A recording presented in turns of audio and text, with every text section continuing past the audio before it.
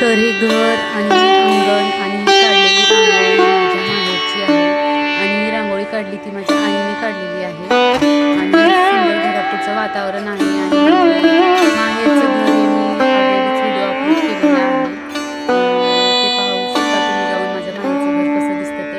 तिथं तुळशी वृंदावन आहे, तुळशी वृंदावनामध्ये छान मस्त सजवलेलं आहे.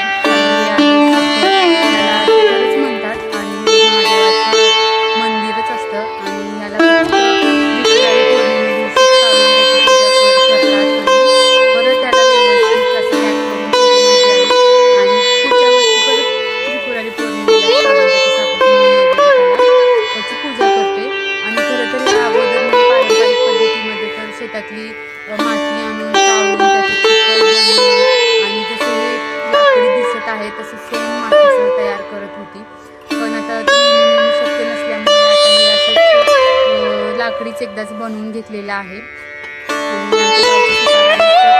बनवून दिलेलं आहे. आणि ते मातीचं तर त्याच्यापेक्षा छान सुंदर दिसायचं, पण ते शक्य होत नसल्यामुळे हे आता रेडीमेडच वापरत आहेत आणि त्याला आता मस्त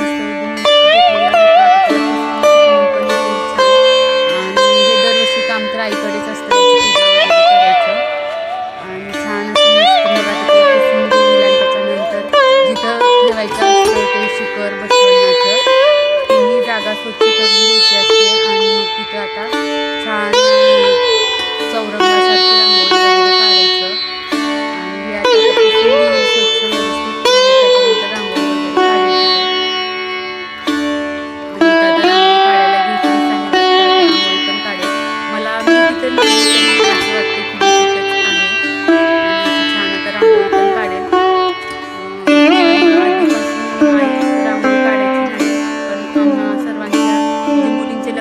पासून जास्त रांगोळी काढते आणि आमच्यापेक्षाही छान अशी रांगोळी काढायला शिकलेली आहे आणि हे सर्व मोबाईल इंटरनेटमुळे शक्य झालेलं आहे असं तर वाटतं आम्हाला, कारण बघून बघून छान अशा रांगोळ्या काढायला शिकलेली आहे.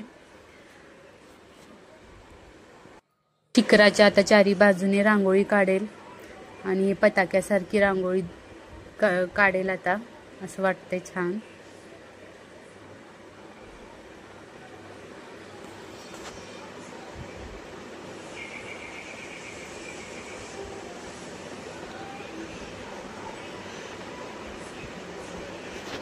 तर कलर ही भरत आहे छान असं.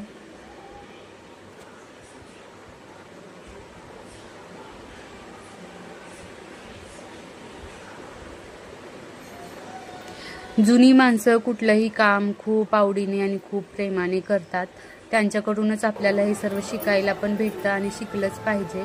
आपल्या म्हणजे जे परंपरा आहेत ते सर्व. दिवाळीचे 15 दिवस हे प्रत्येक दिवस हा सण असतो आणि तो सण म्हणूनच आपल्या सर्वांना म्हणजे तो साजरा केलाच पाहिजे आणि प्रत्येक दिवसाचे काही ना काही वैशिष्ट्य आहे, त्या दिवसाचा महत्त्व आहे, ते दिवसाचं महत्त्व समजून घेऊनच आपल्याला ते दिवस म्हणजे छान असं पूजा विधी करून पार पाडलं पाहिजे आणि मग त्यातच एक वेगळा आनंद आहे आणि तीच आपली संस्कृती आहे खरं तर.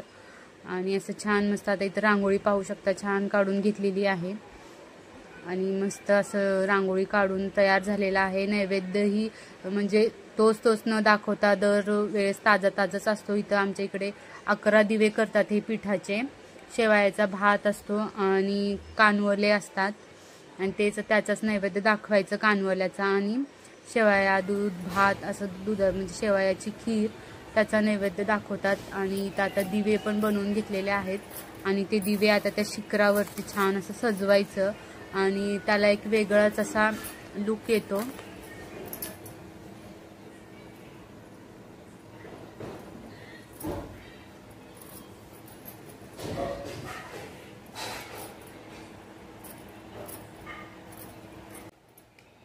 दिव्यामध्ये तेल वाती घालून ते दिवे पिठाचे प्रज्वलित करायचे आणि एक एक करून शिखराच्या चारी बाजूने आणि शिखरावर जिथे ठेवण्याची जागा व्यवस्थित छान बनवलेली आहे तिथे इथे ठेवून द्यायचं म्हणजे अजून छान दिसेल आणि खरंच खूप छान वाटतं.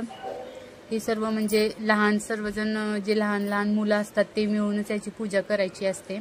आणि आम्ही तसंच करायचो. सर्वांच्या आमच्या चुलते 4-5 चुलत्यांच्या घरी प्रत्येकाच्या घरी जायचो आणि प्रत्येकाच्या घरी जाऊन जे आईने सुरुवातीला गाणं बोललेलं होतं ते गाणं बोलायचं, महादेवाची आरती करायची आणि मस्त शेवयाचा भात आणि थोडे थोडे कानवले खाऊन यायचं. ते दिवस खरंच खूप वेगळे होते आणि लहानपणीचे दिवस परत आठवतात.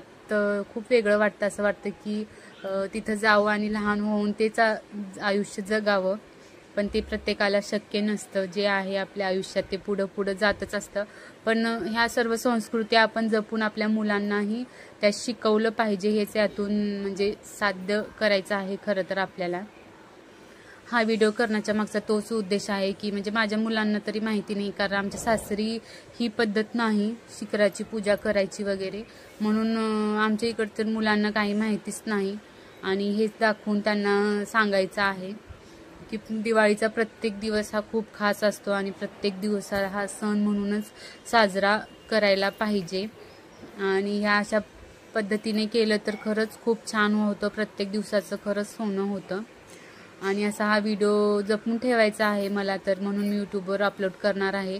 तुम्ही हा व्हिडिओ शेवटपर्यंत पहा आणि आवडला असेल तर नक्की कमेंट्स करा आणि काही चूक असेल तर तेही सांगा. आईनं केलं तर चूकच नसणारच नाही हे नक्की. तर भेटूया